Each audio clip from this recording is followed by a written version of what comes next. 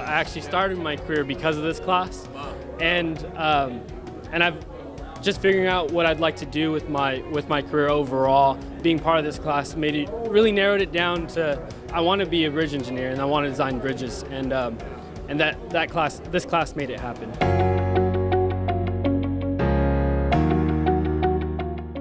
To develop innovative experiences, including seminars, courses, and competitions in the area of precast concrete bridges for civil engineering and construction management students.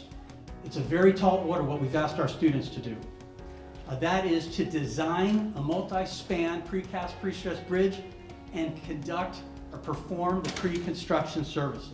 I think one of the top experiences I've had was going out on the site visit to Confab. Over at that facility, we got to see a lot of really important things for not just bridge construction, but large-scale construction in general. And then mix that in with actual design and seeing it all come together made the project a little more complete. And just having that vision of what the end goal is before we start designing was a huge plus and huge motivation to complete the class.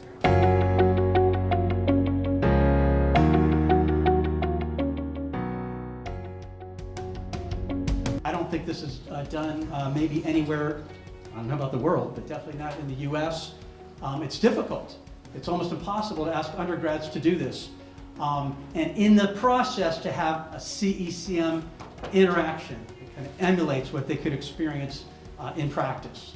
And so our secret weapon to PBS is here in blue. It's the extensive interaction with industry and the mentorship. As we're designing things as engineers, you got to think in terms of this buildable. And I think we take that for granted sometimes, and that's why this was such an important thing to do. You know, if you look at it on average, we got, you know, a pretty large construction market in the United States. On average, 10% of job cost is change orders. And so there's the opportunity to do better, right? If we collaborate more in pre-construction, we can eliminate a lot of issues that might come up in the field and save money for the client.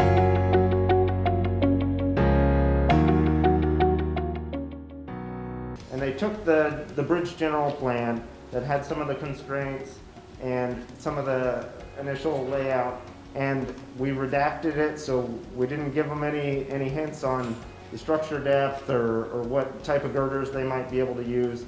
And then we had the teams go through structure type selection.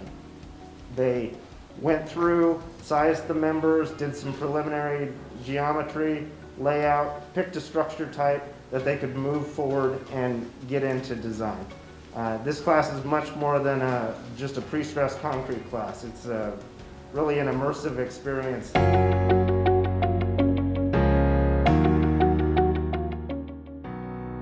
We are the JSUS team, and we had collaborated with Caltrans on the Cisco Grove overcrossing replacement project. So there was an incident where a larger vehicle was crossing underneath the overcrossing, and as it passed, it decided to take a small chunk of the overcrossing with it. We used Service 3 tension to bottom fiber to figure out how many pre-stressing strands we needed in our girder.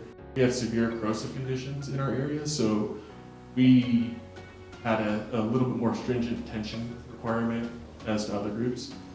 From this, we determined that we needed 20 pre-stressing strands, grade 270, low relaxation, 6 diameter. So this is a picture of what a bend cap rebar cage in the form looks like. Again, taken from the NCHRP report.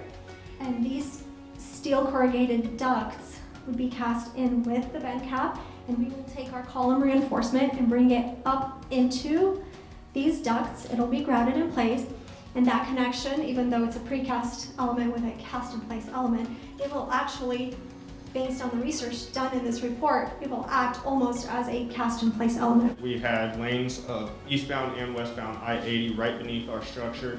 Not only that, as you can see from the shopping center, I believe it was a Subway and a Chevron that required us to keep our bridge open to traffic throughout the duration of construction. The crane we opted for this project was a Liebler 1300. It's a 300-ton capacity. The reason we opted with this crane is we were very limited with our site on where we could locate our crane. So as you can see, right here, the yellow square is where we plan on stationing our crane for sequence 1. This would allow us to do all of Section A, spans 1 through 4, and this crane has the reach and lifting capacity to not have to move it to complete that entire side. Our plan of attack for our cast-in-place concrete, I've broken it into 7 pours, starting off with the footings for the abutments, moving on to the footings for the bent caps, going back to the abutments and wing walls. The pour 4 will consist of the columns, pour 5 will be the bridge deck, pour 6 will be the sidewalks, and then going on to our type 732 barrier. You gotta take into consideration the cure time, the labor that goes into the form and strip of all this construction, and like the girder and bent cap, like erect dates, those are critical path items. So you have to make sure everything it's meeting its strength and you have time before those arrive at the job site. Okay, thank you very much. Excellent job. Give them a huge hand.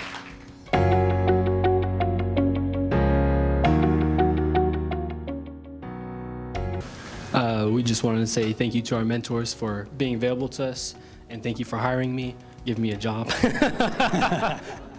They've been a huge help. Whenever we had questions, even during the workday, they'd say, yeah, I got a lunch break in about an hour. Let's get to it. Job on the presentation.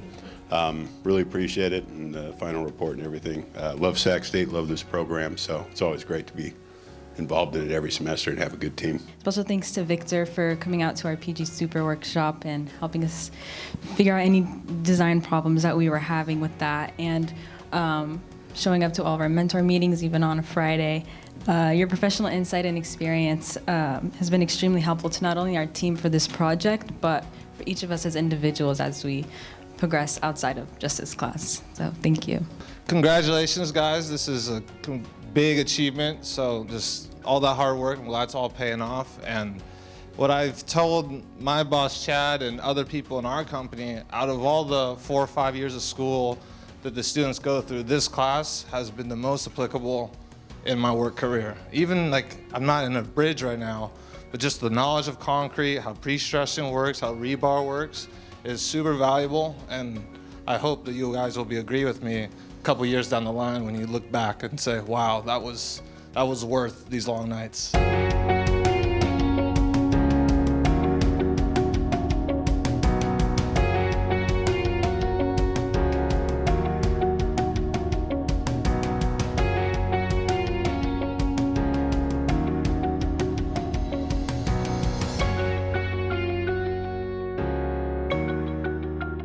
Give a huge welcome to William Nichols. Explain to us exactly how you're going to fix this bridge. And in 4 days, we took a little animation, we created this and said, this is what we want you to fund. And I need $25 million. And I'm going to build this in 24 days. So my staff, we all bundled up. They all went for a ride. We interviewed contractors. We had an interesting negotiation. We finally got to a solution on the back of an envelope. 48 hours after that, we were underway with the contractor. We were hauling pieces out of one bridge, underneath the bridge, around, setting them over the top of the pieces of bridge that were demolished, laying on the bottom. 18 days later, recognized by all kinds of people for an accomplishment. You'll have these in your career. You'll have to go fix something in a hurry.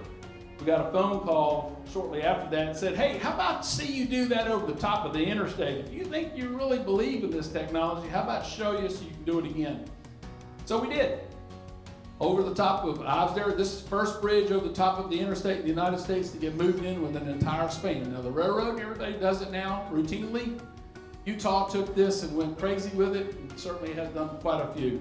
So the call to action for you as young professional engineers is don't ever lose your professional focus.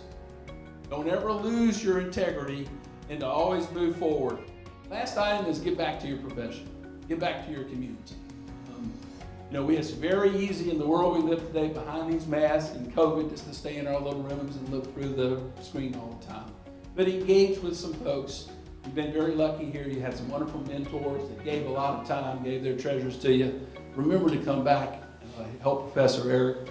And thank you, Eric, for asking me to come. It's been my pleasure.